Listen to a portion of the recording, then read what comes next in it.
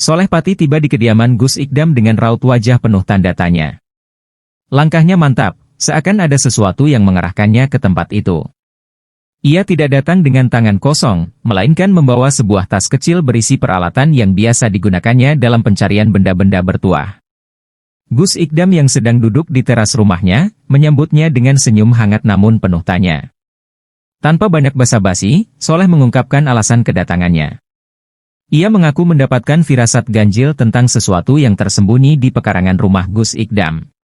Dalam tidurnya, ia melihat bayangan samar-samar sepasang manusia yang berdiri di tempat itu, menatapnya dengan tatapan penuh makna.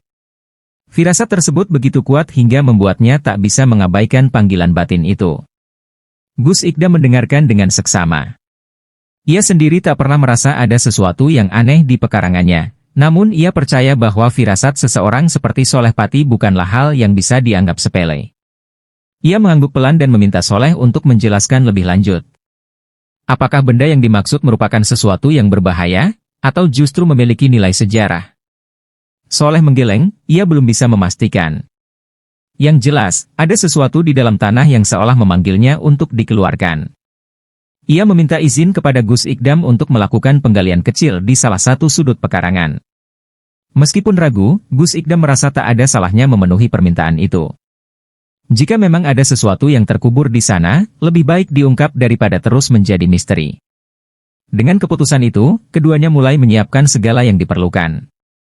Soleh meminta beberapa orang santri membantu menyiapkan peralatan sederhana. Malam itu, pekarangan rumah Gus Ikdam menjadi saksi awal mula sebuah perjalanan yang akan membuka lembaran masa lalu yang tak terduga. Malam itu, setelah percakapan panjang dengan Gus Ikdam, Soleh Pati duduk termenung di serambi rumah sang kiai. Angin berhembus pelan, membawa aroma khas tanah yang baru saja tersiram embun malam. Matanya menatap pekarangan yang seolah menyimpan rahasia besar. Ada getaran aneh yang merambat di tubuhnya, seperti perasaan tak nyaman yang sulit dijelaskan dengan kata-kata. Sejak beberapa hari terakhir, Soleh terus dihantui oleh mimpi yang sama. Dalam mimpi itu, ia selalu melihat sosok lelaki dan perempuan berpakaian kuno berdiri di bawah cahaya bulan. Mereka tampak berbicara, namun tak ada suara yang terdengar. Keduanya menunjuk ke tanah, seolah ingin mengatakan sesuatu yang penting. Ketika Soleh mencoba mendekat, tubuh mereka perlahan memudar, meninggalkan rasa penasaran yang mendalam. Firasat ini semakin kuat ketika ia menginjakkan kaki di pekarangan Gus Ikdam. Ada sesuatu di sana, tersembunyi di balik tanah yang telah lama tak tersentuh. Bukan hanya sekadar benda mati, melainkan sesuatu yang memiliki jejak masa lalu. Apakah itu peninggalan sejarah? Atau justru sesuatu yang berkaitan dengan kejadian tragis? Pertanyaan-pertanyaan itu berputar di benaknya tanpa henti. Gus Ikdam, yang telah lama mengenal Soleh, memahami kegelisahan yang terlihat di wajah tamunya. Sebagai seorang kiai, ia percaya bahwa dunia ini menyimpan banyak hal yang tak bisa dijelaskan dengan logika semata. Jika Soleh mendapatkan firasat sekuat ini, berarti memang ada sesuatu yang harus ditemukan. Namun, ia tetap berhati-hati dan meminta agar segala sesuatunya dilakukan dengan doa dan kehati-hatian. Dengan penuh keyakinan, Soleh meminta izin untuk mulai menggali esok malam. Gus Ikdam setuju, namun dengan satu syarat, penggalian harus dilakukan dalam keadaan suci dan diiringi doa. Mereka tak ingin membangunkan sesuatu yang seharusnya tetap tertidur. Kesepakatan pun dibuat, dan malam itu, Soleh kembali ke kamarnya dengan perasaan campur aduk, bersiap menghadapi apapun yang akan ditemukan keesokan harinya. Keesokan paginya, Gus Ikdam masih memikirkan permintaan Soleh Pati. Ia bukan tipe orang yang mudah percaya tahayul, tetapi pengalaman hidupnya mengajarkan bahwa dunia ini menyimpan banyak hal di luar nalar manusia. Dalam benaknya, ia mencoba menghubungkan firasat Soleh dengan sejarah rumah dan pekarangannya. Selama ini, tak ada kejadian ganjil yang mengusik, namun siapa yang tahu apa yang tersembunyi di bawah tanah yang telah lama dibiarkan begitu saja? Soleh kembali menemui Gus Ikdam setelah sholat subuh. Ia ingin memastikan bahwa penggalian benar-benar diizinkan. Dengan penuh kehati-hatian, ia menjelaskan bahwa dirinya tidak sembarangan mengambil keputusan. Firasat yang datang bukan sekadar perasaan biasa, melainkan sebuah isyarat kuat yang memanggilnya untuk bertindak. Jika diabaikan, ia khawatir ada sesuatu yang tetap terpendam dan bisa membawa dampak yang tak diinginkan. Gus Ikdam mengangguk perlahan. Ia memahami bahwa Soleh bukan orang yang suka bertindak tanpa alasan jelas. Setelah mempertimbangkan dengan matang, ia akhirnya memberi izin.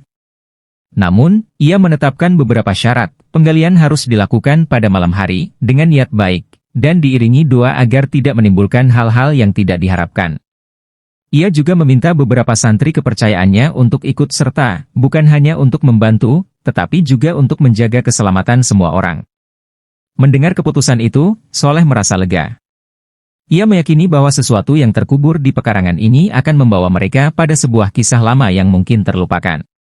Dengan hati mantap, ia mulai menyiapkan peralatan sederhana, cangkul, senter, dan selembar kain putih yang nantinya akan digunakan untuk menutupi temuan mereka, apapun bentuknya.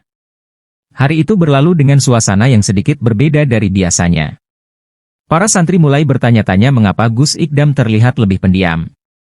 Beberapa dari mereka sempat melihat Soleh mondar-mandir di sekitar pekarangan, seolah sedang menandai lokasi tertentu. Sementara itu, langit sore tampak lebih mendung dari biasanya, seakan memberi pertanda bahwa malam nanti akan menjadi malam yang tak biasa di kediaman Gus Ikdam. Malam yang dinantikan akhirnya tiba.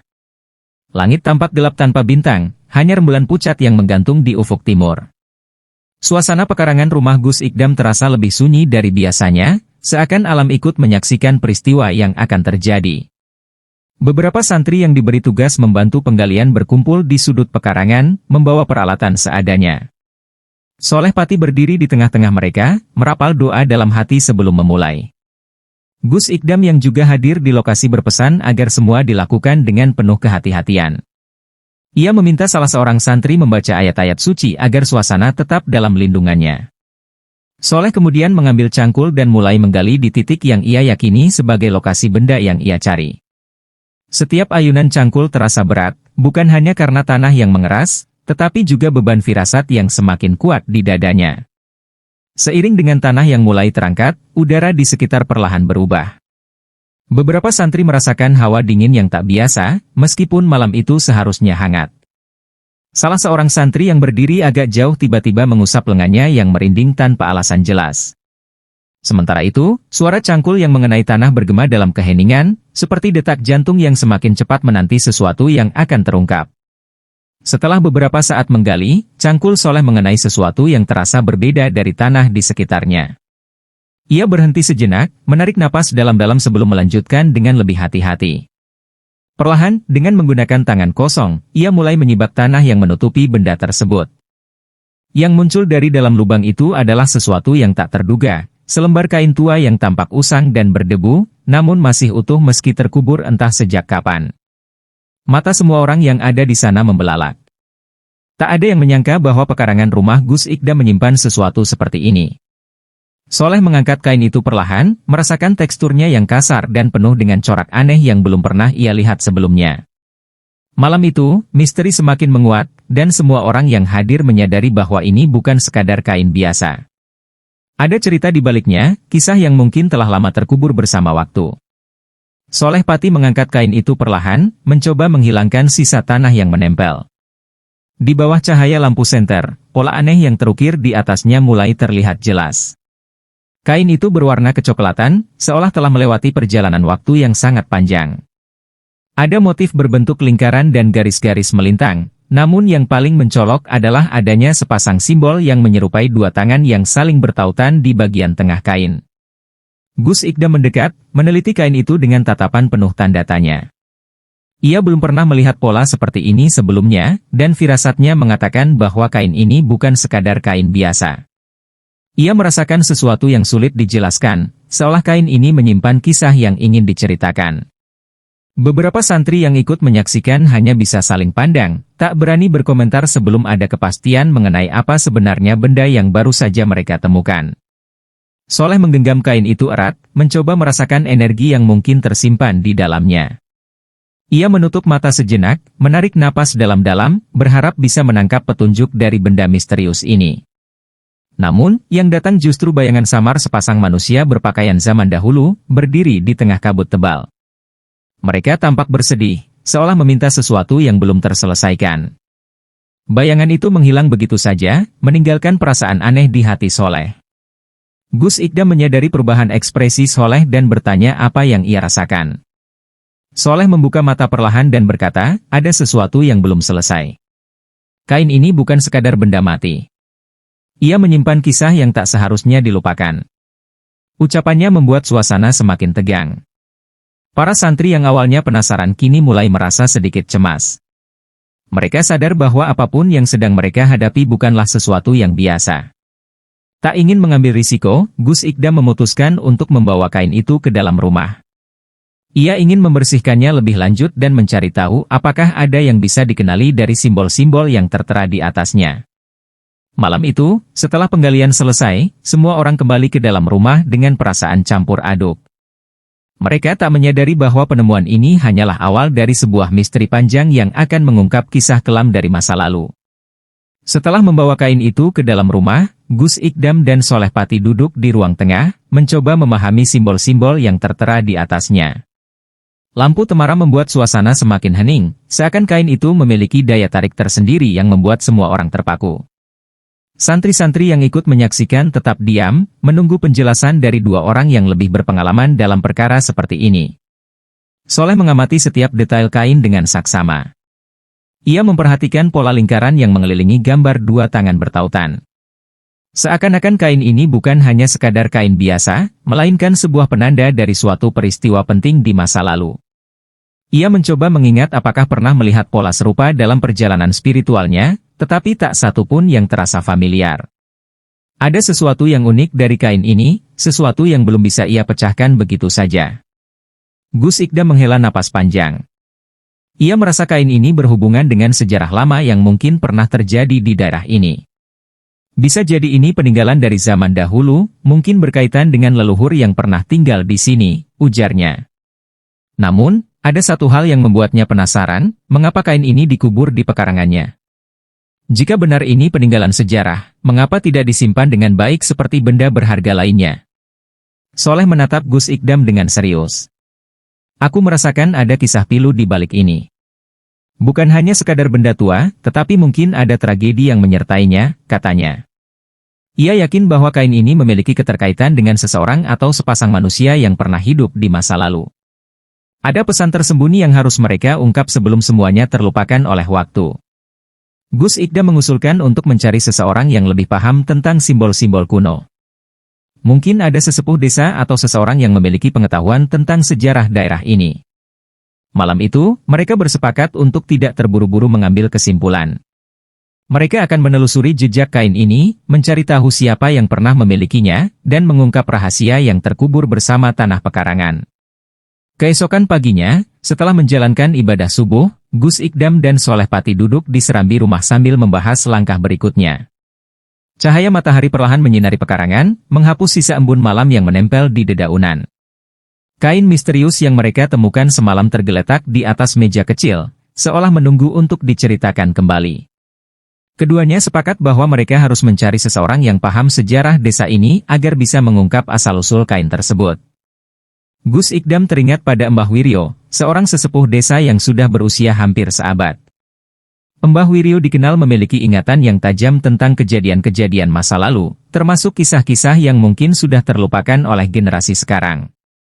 Tanpa membuang waktu, mereka memutuskan untuk menemui Mbah Wiryo di rumahnya yang terletak di pinggiran desa. Sesampainya di rumah Mbah Wiryo, mereka disambut oleh aroma khas ramuan herbal yang selalu menemani lelaki tua itu. Mbah Wiryo duduk di kursi kayu tua dengan tatapan tajam yang penuh kebijaksanaan. Setelah berbasa-basi sejenak, Soleh Pati mengeluarkan kain misterius itu dan memperlihatkannya kepada Mbah Wiryo. Lelaki tua itu mengamati kain tersebut dengan seksama, lalu menghela napas panjang, seakan mengenali sesuatu yang sangat dalam. "Di mana kalian menemukan kain ini?" tanya Mbah Wiryo dengan suara bergetar. Gus Ikdam menjelaskan bahwa kain ini ditemukan terkubur di pekarangannya. Mendengar itu, wajah Mbah Wiryo berubah serius. "Ini bukan kain biasa," katanya pelan. "Ini adalah peninggalan dari sebuah kisah lama yang penuh luka. Sebuah kisah yang mungkin tak ingin diingat oleh sebagian orang. Kata-kata Mbah Wiryo semakin membuat mereka penasaran. Soleh Pati bertanya lebih lanjut, tetapi lelaki tua itu tampak ragu untuk berbicara.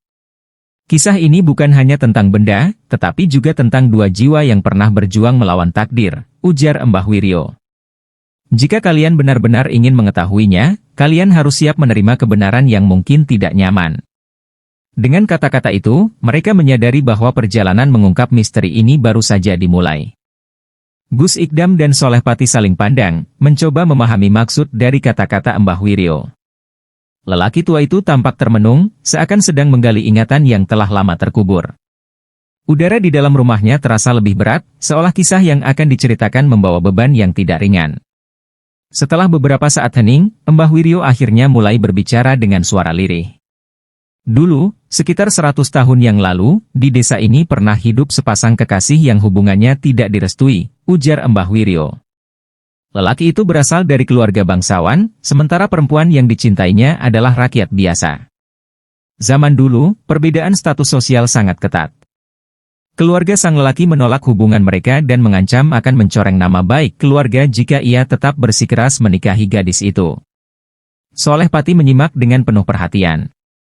Ia bisa merasakan bahwa kisah ini memiliki kaitan erat dengan kain yang mereka temukan. Lalu, apa yang terjadi dengan mereka? Tanyanya. Mbah Wiryo menarik napas dalam sebelum melanjutkan. Karena tak ingin berpisah, mereka memutuskan untuk menikah secara diam-diam. Kain yang kalian temukan itu adalah kain yang digunakan dalam pernikahan mereka. Itu bukan kain biasa, melainkan simbol janji suci yang mereka ikrarkan di bawah sinar rembulan. Gus Ikdam menatap kain itu sekali lagi. Kini, pola tangan yang saling bertautan mulai masuk akal itu adalah simbol kesetiaan mereka. Namun, ia merasa masih ada bagian dari kisah ini yang belum terungkap. Jika mereka berhasil menikah, mengapa kain ini justru terkubur di pekaranganku? Tanyanya dengan nada penuh tanda tanya. Mbah Wiryo menundukkan kepala. Sayangnya, kisah mereka berakhir tragis, katanya pelan. Keluarga sang lelaki akhirnya mengetahui pernikahan itu. Dalam kemarahan, mereka memisahkan keduanya dengan paksa. Sang perempuan dikabarkan menghilang, sementara lelaki itu dijodohkan dengan wanita lain. Kain itu, mungkin adalah satu-satunya bukti bahwa cinta mereka pernah ada. Aku tak tahu bagaimana kain ini bisa sampai ke pekaranganmu, tetapi ada kemungkinan bahwa salah satu dari mereka atau seseorang yang mengenal kisah ini menyembunyikannya di sana sebagai bentuk perlawanan terhadap nasib. Malam itu, Gus Ikdam dan Soleh Pati meninggalkan rumah Mbah Wiryo dengan pikiran yang dipenuhi pertanyaan.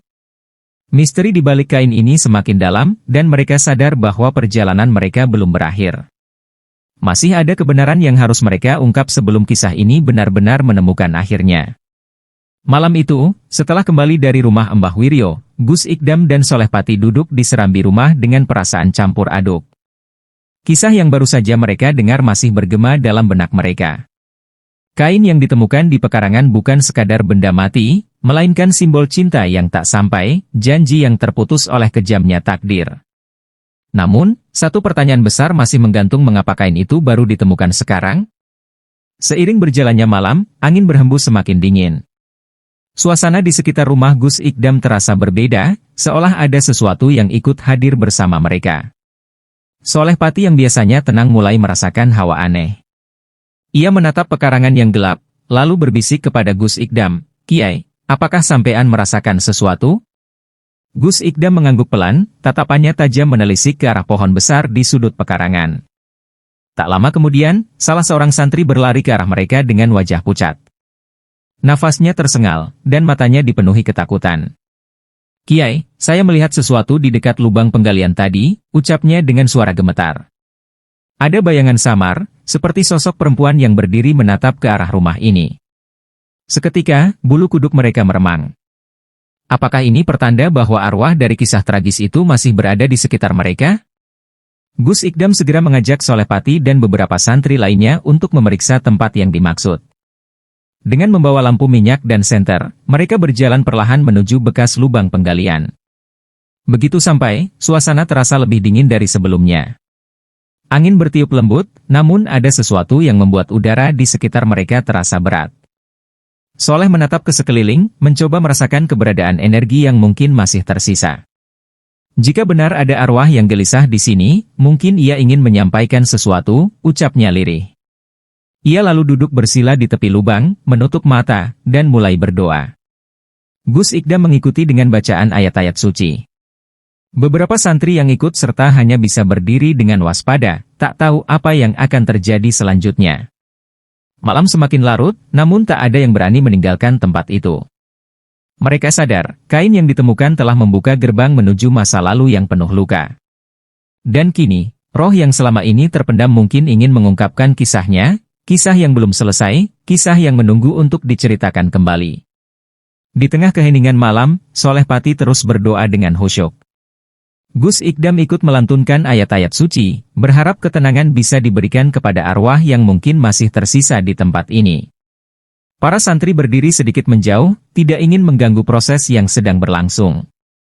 Namun, dalam diam, mereka juga merasakan hawa yang semakin dingin, seolah ada sesuatu yang tengah mengawasi mereka dari balik kegelapan. Tiba-tiba, angin bertiup lebih kencang, membuat dedaunan kering berterbangan di sekitar mereka. Lampu minyak yang mereka bawa bergetar, nyalanya meredup sesaat sebelum kembali stabil. Pada saat itu, Soleh Pati merasakan sesuatu yang tak biasa. Ada suara halus, hampir seperti bisikan, yang terdengar samar di telinganya. Ia membuka mata perlahan dan melihat ke sekeliling. Tidak ada siapa-siapa selain mereka yang hadir di tempat itu. Apakah ada yang mendengar sesuatu? Tanya Soleh dengan suara pelan. Para santri saling pandang, sebagian dari mereka menggeleng, namun salah seorang santri yang paling dekat dengan lubang penggalian tampak gemetar. Saya seperti mendengar suara tangisan, Kiai, ujarnya dengan terbata-bata. Gus Ikdam segera menoleh ke arah lubang. Ia menatap tanah yang tergali itu dengan perasaan waspada. Soleh Pati mencoba fokus kembali, lalu menempelkan telapak tangannya ke tanah yang masih sedikit lembab. Dalam sekejap, ia merasakan getaran aneh, seakan ada energi lama yang masih terperangkap di tempat ini. Sekali lagi, suara lirih itu terdengar, kali ini lebih jelas. Tolong, kembalikan, suara itu begitu pelan, hampir seperti tertiup angin, namun cukup nyata untuk membuat bulu kuduk siapapun berdiri. Gus Ikdam menarik napas dalam-dalam. Ini bukan sekadar kain biasa, katanya dengan nada serius. Mungkin ada sesuatu yang belum terselesaikan. Kita harus mencari tahu lebih jauh sebelum mengambil keputusan. Soleh Pati mengangguk setuju. Jika arwah yang terikat dengan kain ini masih belum tenang, maka tugas mereka belum selesai. Mereka pun meninggalkan pekarangan dengan langkah yang lebih hati-hati. Malam itu, tidak ada yang bisa tidur dengan nyenyak.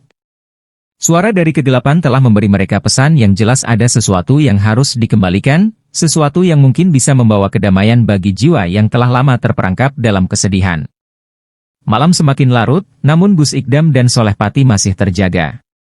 Suasana di dalam rumah terasa lebih hening dari biasanya, hanya suara jangkrik yang terdengar di kejauhan. Kain misterius itu kini terlipat rapi di atas meja, seolah menanti untuk kembali mengungkap rahasia yang tersembunyi di dalamnya. Setelah beberapa jam menunggu tanpa jawaban lebih lanjut, mereka akhirnya memutuskan untuk beristirahat. Gus Ikdam masuk ke kamarnya, sementara Soleh Pati merebahkan diri di salah satu ruangan yang telah disediakan untuknya. Namun, baru saja matanya terpejam, Soleh Pati merasakan sesuatu yang aneh. Dalam mimpinya, ia melihat bayangan samar seorang perempuan berpakaian khas zaman dulu. Wajahnya sendu, matanya sembab seolah telah lama menangis.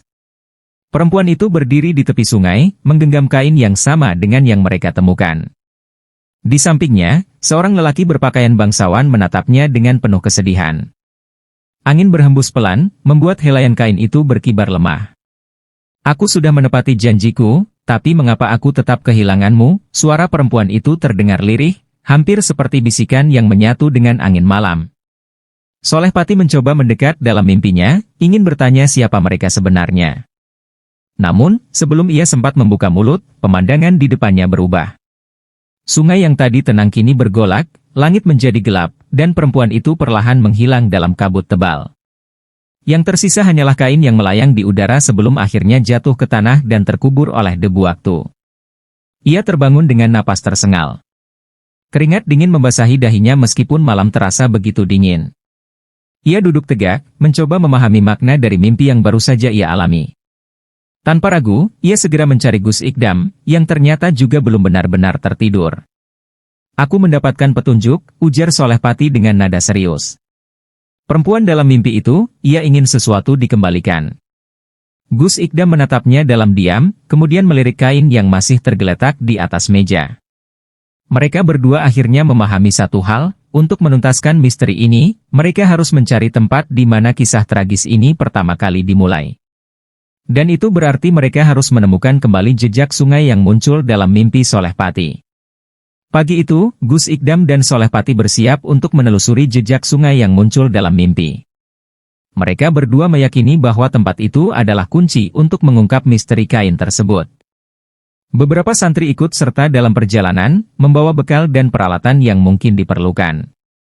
Mbah Wiryo, yang merasa penasaran dengan kelanjutan cerita ini, juga turut serta untuk memberikan petunjuk berdasarkan ingatannya tentang desa ini di masa lampau. Mbah Wiryo menunjuk sebuah sungai tua yang terletak di pinggiran desa, tidak terlalu jauh dari rumah Gus Ikdam. Sungai itu kini terlihat tenang, airnya mengalir perlahan di antara bebatuan besar yang berlumut. Namun, menurut cerita para sesepuh, dulunya tempat ini sering menjadi saksi bisu berbagai peristiwa, termasuk kejadian-kejadian tragis yang terlupakan oleh waktu. Jika benar kain ini berasal dari peristiwa masa lalu, maka disinilah kemungkinan besar semuanya bermula, ujar Mbah Wiryo dengan nada pelan. Solehpati berjalan menyusuri tepian sungai, merasakan energi yang mengalir di sekitarnya. Ia berhenti di sebuah batu besar yang menjorok ke dalam air. Seperti di dalam mimpinya, ia bisa membayangkan seorang perempuan berdiri di sana, menatap sungai dengan mata berkaca-kaca.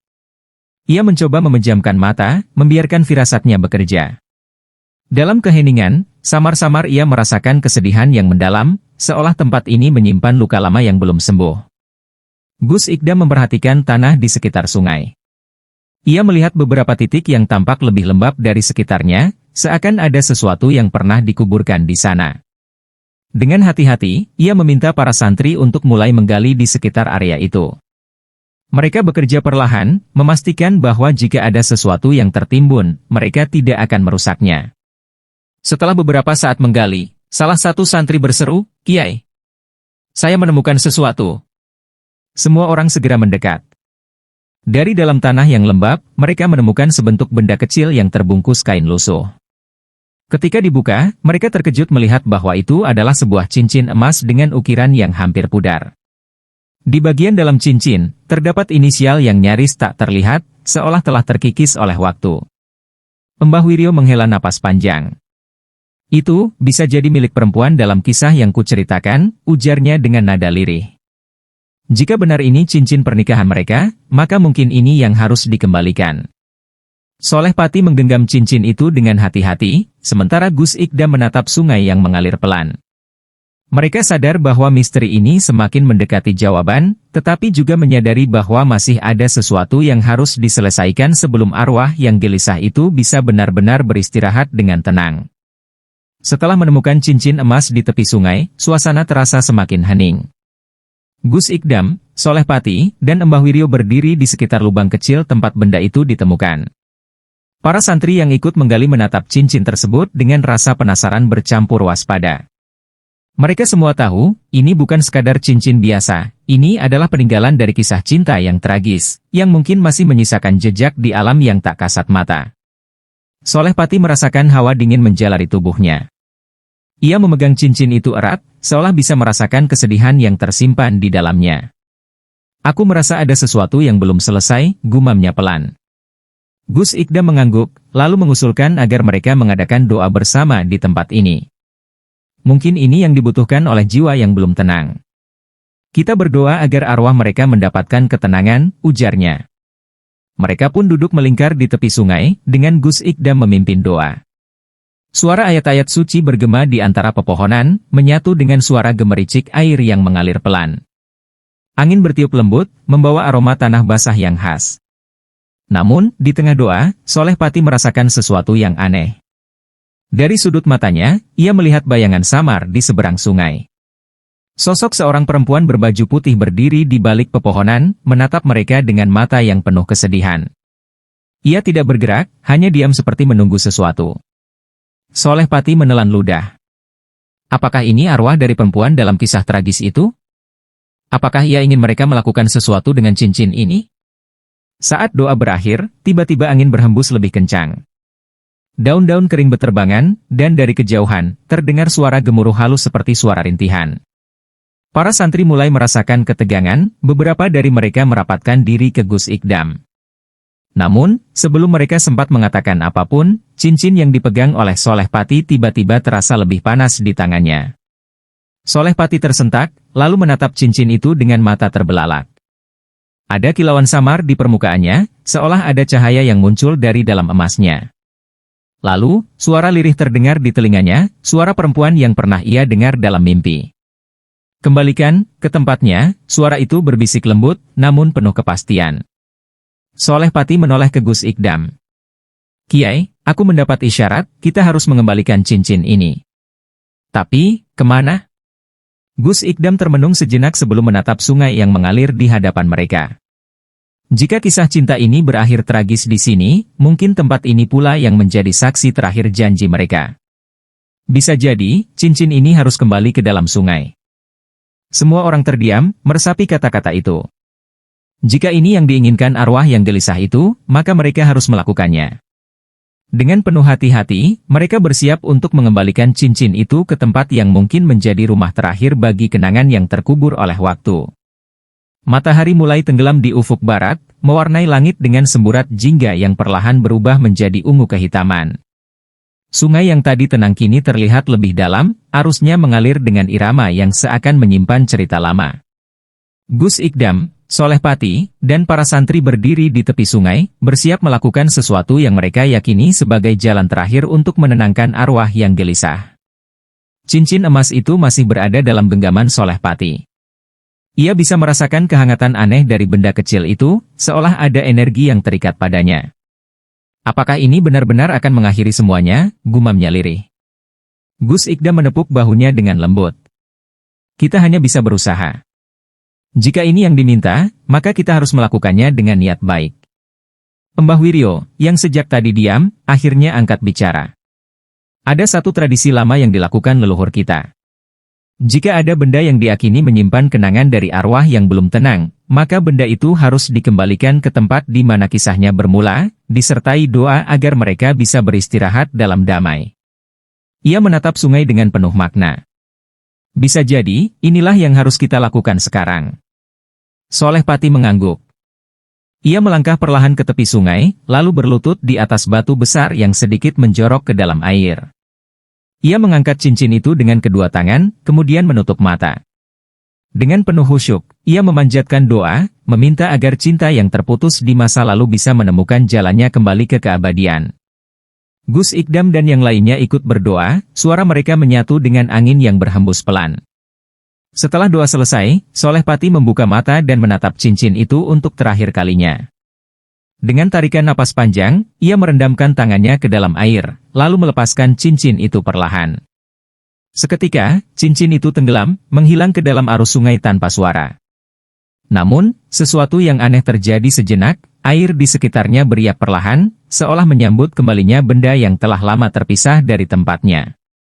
Angin berhembus lebih lembut, membawa aroma tanah basah dan dedaunan yang menari di udara. Semua orang terdiam, merasakan perubahan energi di sekitar mereka. Soleh Pati menoleh ke Gus Ikdam, dan untuk pertama kalinya sejak kain itu ditemukan, mereka merasakan ketenangan yang belum pernah ada sebelumnya. Seolah, beban lama yang tersembunyi di tempat ini akhirnya terangkat. Di kejauhan, samar-samar, Soleh Pati melihat sesuatu. Sosok perempuan berbaju putih yang sebelumnya berdiri di balik pepohonan kini tersenyum. Tatapannya penuh rasa syukur, lalu perlahan ia memudar, menghilang bersama hembusan angin malam.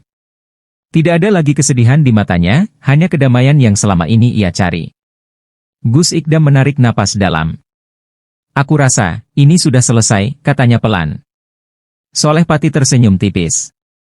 Ya, janji yang pernah terputus akhirnya kembali ke tempatnya. Malam itu, mereka meninggalkan sungai dengan perasaan lega. Misteri yang menghantui tempat ini telah menemukan akhirnya. Namun, kisah cinta yang tertinggal akan selalu menjadi bagian dari sejarah, sebuah pengingat bahwa takdir terkadang tidak selalu berjalan seperti yang diharapkan, tetapi cinta yang sejati akan selalu menemukan jalannya, meskipun harus menunggu 100 tahun. Setelah mengembalikan cincin itu ke sungai, Soleh Pati, Gus Ikdam, dan para santri berjalan kembali ke pesantren dengan perasaan yang lebih tenang. Malam itu terasa berbeda, tidak ada lagi hawa berat yang menyelimuti rumah Gus Ikdam. Bahkan, suara jangkrik yang sempat menghilang kini kembali mengisi kesunyian malam. Semua orang merasa bahwa sesuatu telah berubah seakan-akan ada beban tak kasat mata yang telah terlepas dari tempat ini. Sesampainya di pesantren, Gus Ikdam mengajak semua orang untuk berkumpul di serambi masjid. Ia ingin memastikan bahwa apa yang mereka lakukan tadi benar-benar telah menyelesaikan misteri yang selama ini menyelimuti pekarangan rumahnya. Kita telah melakukan apa yang harus kita lakukan, ujarnya dengan suara tenang. Semoga arwah yang terikat dengan kain itu kini telah menemukan jalan menuju ketenangan. Para santri yang sempat merasa takut kini mulai lebih santai. Beberapa dari mereka bahkan berbincang dengan lega, merasa bersyukur bahwa pengalaman aneh yang mereka alami akhirnya berakhir dengan baik.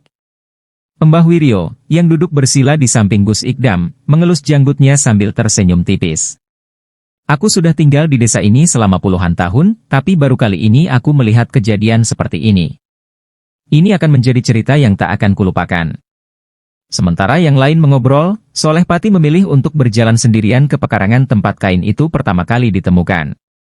Ia berdiri di sana, menatap tanah yang sudah kembali rata setelah penggalian kemarin. Angin malam berhembus pelan, membawa aroma bunga yang entah dari mana asalnya. Ia menghela napas dalam-dalam, merasa bersyukur bisa ikut membantu menyelesaikan misteri ini. Namun, di tengah keheningan, tiba-tiba ia mendengar suara lirih di telinganya. Terima kasih. Suara itu halus, hampir seperti bisikan angin, namun cukup jelas untuk membuatnya tersenyum. Ia tidak merasa takut, justru ada rasa damai yang menyelimuti hatinya. Ia tahu, pesan itu datang dari sosok yang selama ini mencari jalan untuk bebas dari masa lalu. Ia menundukkan kepala, lalu berdoa dalam hati. Setelah itu, ia kembali ke dalam pesantren, bergabung dengan yang lain untuk beristirahat. Malam itu, untuk pertama kalinya setelah sekian lama, suasana di rumah Gus Ikdam benar-benar damai.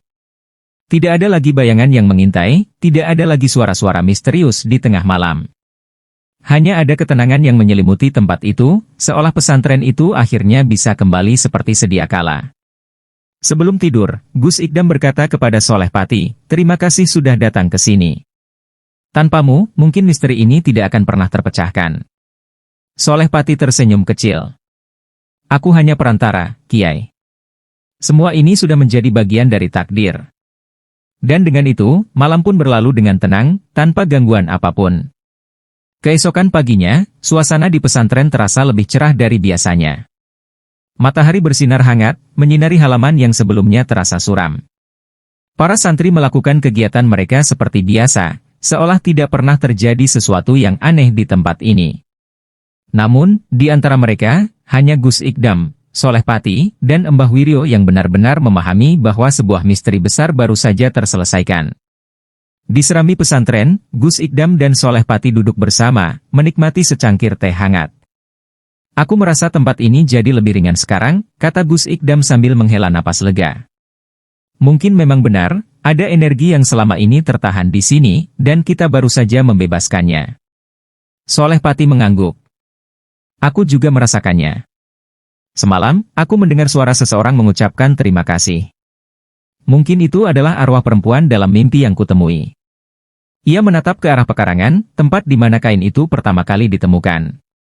Sekarang, tanah itu tampak seperti tanah biasa, tanpa jejak misteri yang dulu menyelimutinya. Mbah Wiryo, yang ikut duduk bersama mereka, tersenyum sambil menyeruput tehnya. Ini adalah bukti bahwa dunia kita dan dunia mereka terkadang saling bersinggungan. Tapi yang terpenting, kita tidak boleh lupa bahwa doa dan niat baik bisa menjadi jembatan yang menghubungkan kita dengan mereka yang telah pergi. Ia menghela napas panjang. Setidaknya, kita telah membantu mereka menemukan jalan pulang. Gus Ikdam lalu berkata, "Aku rasa, kisah ini akan menjadi pelajaran berharga bagi kita semua. Bahwa tidak semua misteri harus ditakuti, terkadang mereka hanya membutuhkan seseorang yang bisa memahami dan membantu menyelesaikan apa yang belum selesai." Ia menatap Soleh Pati dengan penuh rasa hormat. Dan kau sudah melakukan bagianmu dengan sangat baik. Soleh Pati tersenyum kecil. Aku hanya mengikuti firasatku. Tapi ini adalah pengalaman yang tidak akan pernah kulupakan. Ia lalu menatap jauh ke arah sungai, di mana cincin itu telah dikembalikan. Di dalam hatinya, ia percaya bahwa kisah cinta yang tragis itu akhirnya menemukan kedamaiannya, meski harus menunggu selama puluhan atau bahkan ratusan tahun. Setelah beberapa hari tinggal di pesantren, Soleh Pati akhirnya berpamitan untuk kembali ke tempat asalnya. Gus Ikdam dan para santri mengantarnya dengan penuh rasa hormat. Jika suatu saat kau kembali ke sini, kami akan selalu menyambutmu dengan tangan terbuka, ujar Gus Ikdam sambil menjabat tangannya erat. Soleh Pati tersenyum. Terima kasih, Kiai. Jika ada sesuatu yang perlu dibantu lagi, kau tahu kemana harus mencariku. Ia lalu melangkah pergi, meninggalkan pesantren dengan hati yang lega. Di sepanjang perjalanan, angin berhembus lembut, seakan membisikkan sesuatu yang menenangkan. Ia menoleh sekali lagi ke arah pesantren yang kini tampak lebih damai dari sebelumnya, lalu melanjutkan langkahnya dengan keyakinan bahwa takdir selalu memiliki cara sendiri untuk menyelesaikan kisah yang tertunda. Dan dengan itu, misteri kain di pekarangan rumah Gus Ikdam pun berakhir, meninggalkan kisah yang akan selalu dikenang oleh mereka yang mengetahuinya.